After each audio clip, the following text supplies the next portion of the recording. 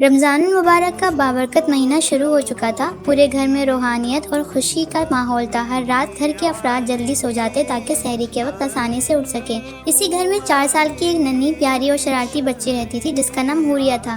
حوریہ اپنی معصوم باتوں اور شرارتوں کی وجہ سے سب کی لاڈلی تھی۔ حوریہ ابھی اتنی چھوٹی تھی کہ روزہ نہیں رکھ سکتی تھی، مگر اسے رمضان کا ماحول بہت پسند تھا۔ وہ اکثر اپنی امی سے پوچھتی، امی آپ لوگ رات میں کیوں اٹھتے ہیں؟ کیا رات کو سب کو بھوک لگتی ہے؟ اس کی امی مسکرا کر کہتی، بیٹا ہم سحری کرتے ہیں تاکہ اللہ تعالیٰ کی رضا کے لیے روزہ رکھ سکیں۔ حوریہ یہ بات سمجھنے کی کوشش کرتی مگر پھر کھیل کود میں مصروف ہو جاتی۔ ایک رات سب لوگ معمول کے مطابق جلدی سو گئے۔ باہر ہلکی ٹھنڈی ہوا چل رہی تھی اور گھر میں خاموشی چھائی ہوئی تھی۔ رات کو آخری پہر جب سحری کا وقت ہوا تو امی، ابو، دادی آہستہ آہستہ اٹھ گئے تاکہ شور نہ ہو اور حوریہ کی نیند خراب نہ ہو۔ امی نے کچن میں جا کر سحری تیار کرنی شروع کر دی۔ گرم گرم پراٹھوں کی خوشبو پورے گھر میں پھیلنے لگی۔ دادی دعا پڑھتے ہوئے دسترخوان لگانے لگی۔ ابو پانی کی بوتلیں اور کھجوریں رکھ رہے تھے۔ سب لوگ آہستہ آہستہ بیٹھ کر سحری کھانے لگے۔ ادھر اپنے کمرے میں سوئی ہوئی حوریہ کی آنکھ اچانک کھل گئی۔ اسے لگا جیسے گھر میں ہلکی ہلکی آوازیں آ رہی ہیں۔ وہ آہستہ سے بستر سے اٹھی، اپنی ننھی سی آنکھیں ملتی ہوئی دروازے تک گئی اور ہلکا سا دروازہ کھول کر باہر جھانکنے لگی۔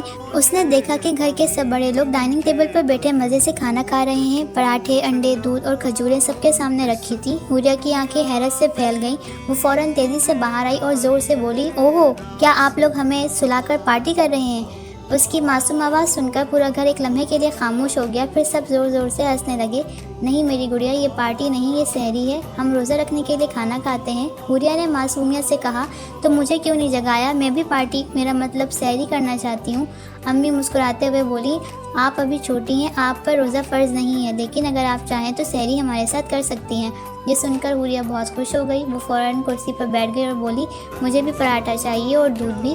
سب ہنستے ہوئے اس کی پلیٹ تیار کرنے لگے۔ حوریہ بڑے مزے سے کھانے لگی اور ساتھ ساتھ سوال بھی پوچھتی جا رہی تھی کہ روزہ کیوں رکھتے ہیں؟ اللہ تعالیٰ کو کیسے پتہ چلتا ہے؟ کیا فرشتے دیکھتے ہیں؟ ابو نے محبت سے جواب دیا، بیٹا ہم روزہ اللہ تعالیٰ کو خوش کرنے کے لیے رکھتے ہیں۔ روزہ ہمیں صبر، شکر اور دوسروں کی بھوک کا احساس سکھاتا ہے۔ اللہ سب کچھ دیکھتے ہیں اور جانتے ہیں۔ حوریہ بڑے غور سے سنتی رہی اور پھر بولی، تو میں بھی بڑے ہو کر روزہ رکھوں گی، لیکن پارٹی والی سحری بھی کروں گی۔ سب دوبارہ ہنس پڑے۔ سحری ختم ہونے کے بعد ابو نے سب کو دعا کے لیے بلایا۔ سب ہاتھ اٹھا کر بیٹھ گئے۔ حوریہ بھی فوراً ہاتھ اٹھا کر آنکھیں بند کر کے بیٹھ گئی۔ دعا ختم ہوئی تو اس نے پوچھا، اللہ تعالیٰ کو پتہ کیسے چلے گا کہ میں نے سحری کی ہے؟ امی نے پیار سے کہا، اللہ تعالیٰ کو سب پتہ ہوتا ہے اور بچوں سے اللہ تعالیٰ بہت محبت کرتے ہیں۔ یہ سن کر حوریہ خوشی سے مسکرا دی۔ اس دن کے بعد حوریہ اکثر رات کو سونے سے پہلے کہتی، مجھے بھی سحری پارٹی میں جگانا۔ گھر والے اس کی بات سن کر مسکرا دیتے اور اس کی معصومیت سے لطف اندوز ہوتے۔ رمضان کا مہینہ اسی خوشی، محبت اور عبادت کے ماحول میں گزرتا رہا۔